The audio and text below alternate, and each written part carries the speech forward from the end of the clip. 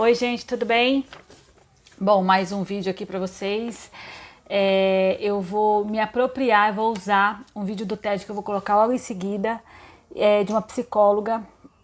E eu quero que esse vídeo realmente toque a alma de vocês, que vocês aproveitem ele para na família, nesse momento que vocês estão aí tudo isolado junto com sua família e também não está envolvido com seus familiares, tá? Mas está conectado de alguma forma, porque a gente, mesmo longe, a gente está conectado com o nosso pai, com a nossa mãe, quem os tem, com nossos avós, né? Quem ainda, no meu caso não, mas quem ainda tem, né? Então vamos lá. Para isso, eu quero que vocês entendam a importância desse momento, tirando tudo que vai acontecer, o que está acontecendo, os nossos medos. Eu sei que é difícil, principalmente o que vai vir depois da nossa economia. E a gente vive esse momento, esse presente, esse momento agora. Eu acho que isso também tem a ver com a relação que a gente tem com a gente. E é nesse momento que a gente vai conseguir olhar para isso e até talvez, dando um pequeno spoiler, atravessar uma ponte. É isso. Então, mas para deixar um pouco mais claro e para vocês entenderem todo esse meu trabalho, eu sou a Hedy Araújo, sou visagista e psicoterapeuta e já atendi centenas de mulheres, principalmente mulheres, atendo homens, mas principalmente mulheres, e a maior queixa dessas pessoas realmente é as questões dos relacionamentos com a família, com os familiares. E assim, sempre acaba tocando, mesmo quando tem questão no trabalho, sempre a família e o familiar toca. E a minha maior preocupação no mundo mesmo é a família, são as crianças, são as próximas gerações, é esse todo que a gente está vivendo agora, que eu acho que talvez por isso tenha mexido tanto comigo também. E dentro disso tudo, né, como psicoterapeuta, eu trabalho com hipnose, trabalho com visagismo também, né, no salão, mas a hipnose e a constelação familiar. E dentro da própria hipnose também eu tenho todo o meu papel ter um pensamento sistêmico, né, em todos os papéis que eu atuo na vida. Dentro da minha família, dentro do meu trabalho, dentro de todos os lugares, eu treino esse pensamento sistêmico. A sistêmica, né, a constelação familiar sistêmica, ela entrou na minha vida em 2015 e foi ela que me ajudou a me transformar e chegar onde eu cheguei hoje, e eu honro muito isso. E dentro do pensamento sistêmico existe um campo, e é nesse campo que a gente entende as relações. Né? É nesse campo que a gente entende tudo o que está acontecendo com a gente, e é um campo que a gente já traz do que a gente tem de transgeracional, de gerações, e aquilo que a gente traz no dia a dia, né? A partir das 3 ordens do amor, a partir de muitas coisas, mas eu não quero entrar muito nesses detalhes agora não. E aí, nesse espaço que você tem, existe uma ação, né? E como é que a gente se dá nessa ação e como a gente percebe essa ação.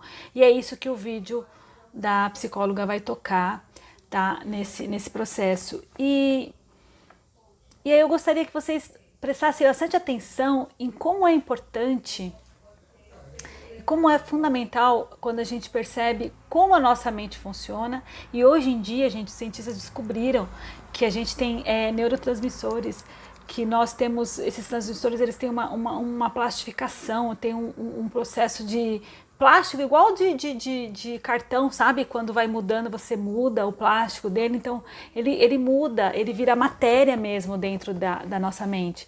E ele consegue fazer com que a gente realmente mude. Tá? É muito doido tudo isso, né?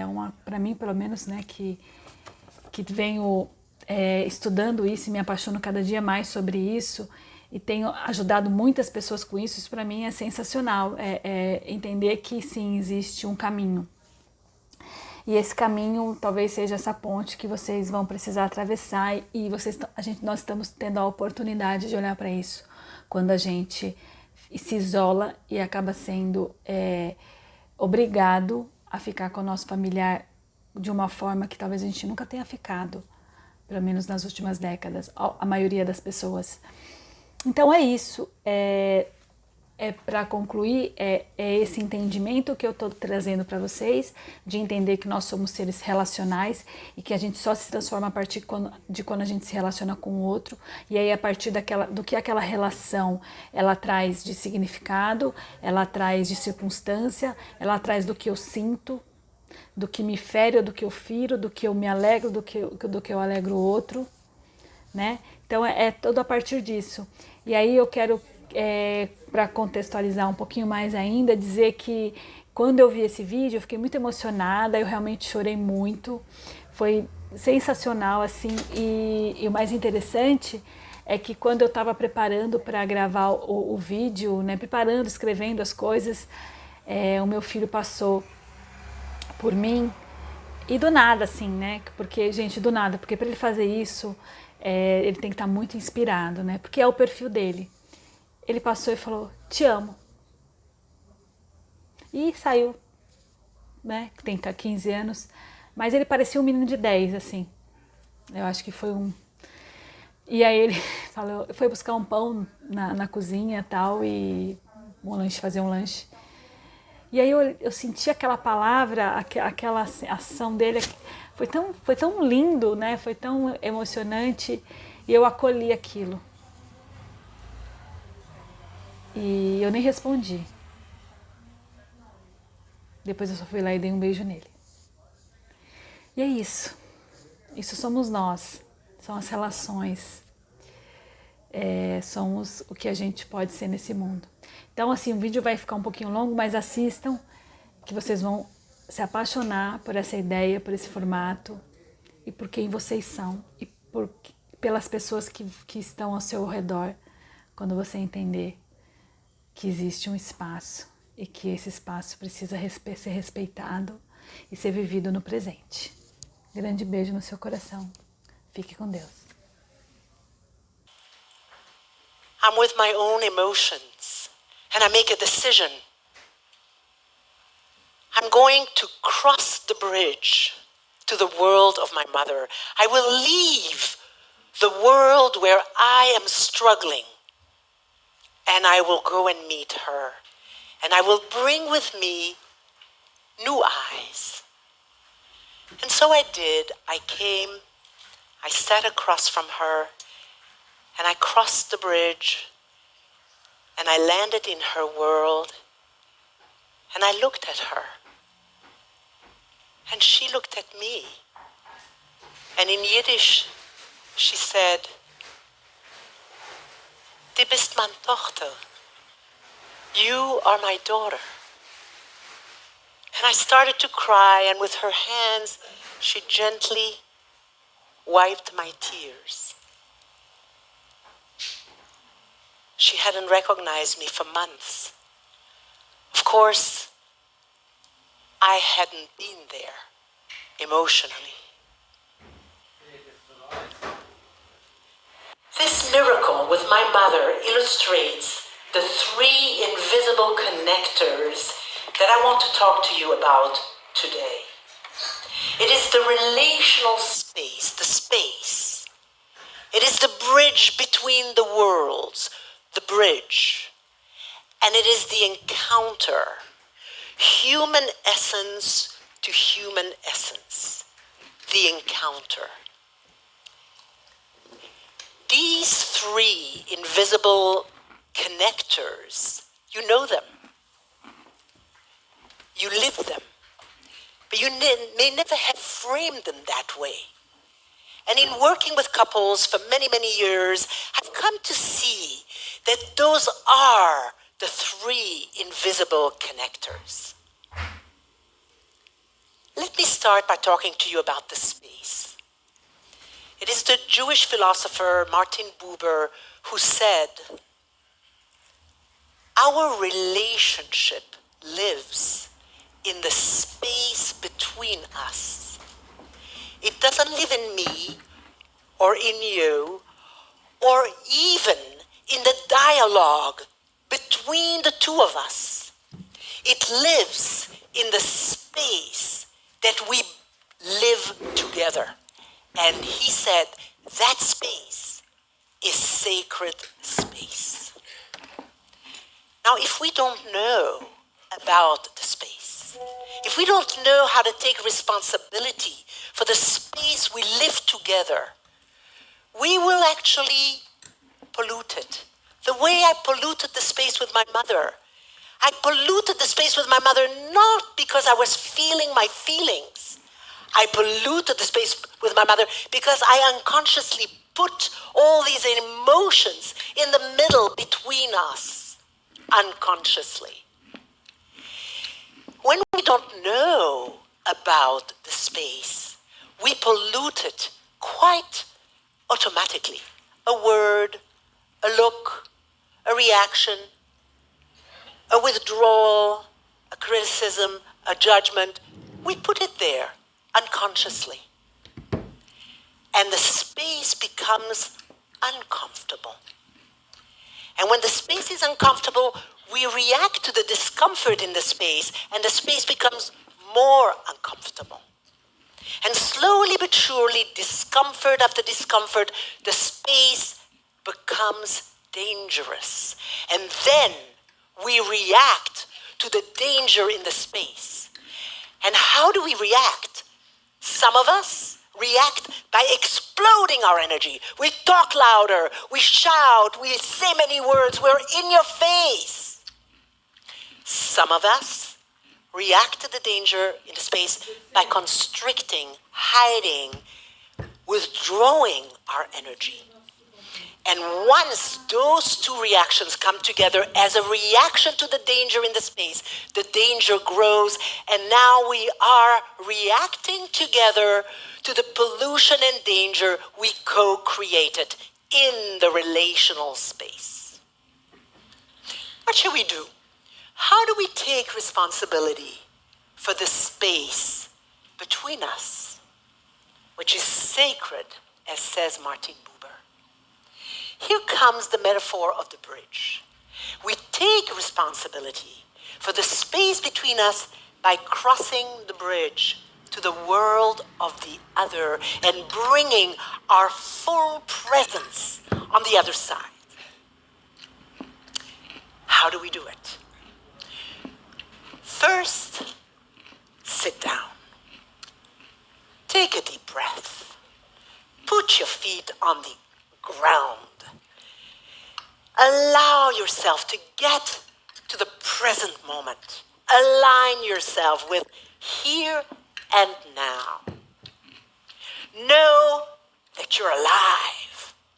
Be grateful for this moment of your life right now. That already is a very important beginning for your journey across the bridge. And then you begin to consciously and deliberately walk the bridge, snipping the rubber band that pulls you back to your prejudices, your story, your identity, who you think you are, your feelings, your emotions, whatever it is in your world. All you take with you across the bridge is a little plastic bag, transparent, with a passport and a visa. The reason it needs to be transparent, you cannot bring anything of yours to the other side of the bridge. And when you've landed on the other side, what do? You listen. You listen with an open heart. You listen with new eyes. It is Marcel Proust, the French writer, who said, "The adventure of life is not about discovering new landscape. The adventure of life is seeing the old ones with new eyes." And you bring your new eyes and your open heart and your generosity of spirit, and you listen as if you're learning a new language, a new music, a new rhythm. You listen by repeating the words. I hear you say, "Have I got you?" And you learn about the landscape in this other world. And so what can happen on the other side? And what happens on the other side is the encounter. Now, what is the encounter? On a biological level, the encounter is the resonance between two brains. The relational neurobiologists call this resonance brain bridge. Two limbic systems that resonate together. The seat of our emotions beginning to resonate together. And relational neurobiologists have found that when there is this resonance between two brains, our central nervous system begins to calm down. Because they've also discovered that our brain is the only organ inside of us that doesn't regulate from within. It regulates on the outside through another brain. We need each other for self-regulation. We can only regulate through the other, through the eyes of the other, through that resonance. And what happens then is very interesting because 10 years ago approximately, relational neurobiologists discovered those mirror neurons that we have in our brain, our capacity for compassion, for empathy, for deep, deep understanding of the other. And during the encounter, these mirror neurons become very alive. And what happens then? New neural pathways begin to form in the brain. New neural pathways that give us the capacity to be in relationship. Because the brain has been found to have an enormous plasticity. It can change at any time during our lifetime. And so these new neural pathways that are formed in our brain give us a chance to become more relationally intelligent and more relationally mature. So that is the encounter in the biological sense. But in another domain, it is harder to define what the encounter is. It is the meeting of two full human presences, or two human essences, or the life force in each person, or the meeting of two souls. And what is that life force? What is the human essence? My father has a story about that. My father had the largest collection of Yiddish stories in the universe. And he loved to tell them. And he laughed harder than anyone when he told his stories. And this story is about Mr. Goldberg, the tailor. So somebody came to get a suit from Mr. Goldberg, the tailor. And he tries on the suit, and he says, Mr. Goldberg, this suit looks very strange. This sleeve doesn't fit at all. And Mr. Goldberg looks very seriously, and he says, you're right. For that sleeve, you have to hold your hand like that. Okay. Man says, you know, the other sleeve doesn't fit at all. Look at it. Mr. Goldberg looks, he says, you know, you're completely right. For that sleeve, you hold your hand like that, and you put this shoulder like this. Okay? Well, what about the right leg? The right leg looks very strange. What about it? And Mr. Goldberg says, you're right, you just have to put your foot a little bit inside like that. What about this one? He says, well, that one, you put your foot like this. Well, now the suit was fine, and the man comes out of the tailor store, and as he's walking in the street, this couple comes by, and the woman says to her husband, what an amazing tailor! A man in this condition, the suit fits him perfectly.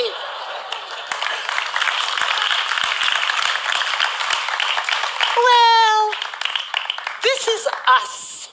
We are in this suit. We walk around in this suit because we've adapted to our life. And we don't even know that this is a suit, a survival suit. We know that this is us. For example, if I adapted by being withdrawn and cold and really distant, I think this is me. Inside the suit is our human essence, intact. Inside of our survival adaptation, we are our essence. And coming over the bridge allows our spirit to be nourished and this transformation to happen from the survival suit to our true human essence. It is in being with each other that our essence becomes revealed. And so it reminds me of this wonderful saying, I used to be different and now I am the same. I started with a story about my mother. I'd like to tell you one now about my grandson, Leo. I was in Istanbul with Leo, and we were in bed, snuggling and watching a movie. And at the end of the movie, Leo looked at me and he said, Bobby, Grandma, I love you. And I said, I love you too, Leo. And he said, no, I love you. And I said, sure, sweetie, you love me and I love you. He said, no, Bobby, I love you. And then I understood. He didn't want me to deflect his love. He wanted me to step over the bridge, to come to him and take in the pure, essential love he was giving me. And so I did. I looked at him. I took him in. I let what he was giving me in that moment penetrate. And I said, Leo, I hear you say you love me. And his face just shone. He was teaching me that it takes courage to be connected.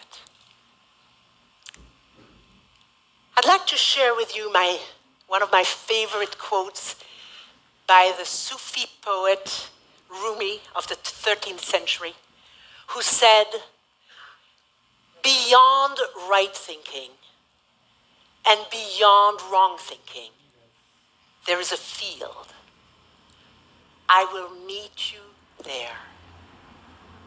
I have a dream. I envision 90 million couples honoring the three invisible connectors, honoring the space between them, crossing the bridge to each other, and encountering each other, human essence to human essence. It is enormously important to me because our children grow in the space between us. The space between the couple is the playground of the child.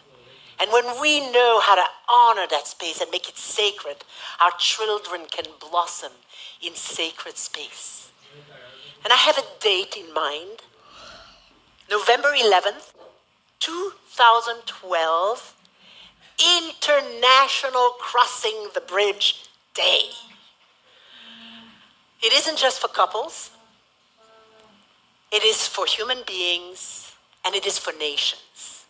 I envision a time when nations will know that the space between them is sacred space, that there is a bridge to cross to know the culture of the other, and that we can encounter each other, human essence to human essence. Beyond right thinking and beyond wrong thinking, there is a field. I will meet you there.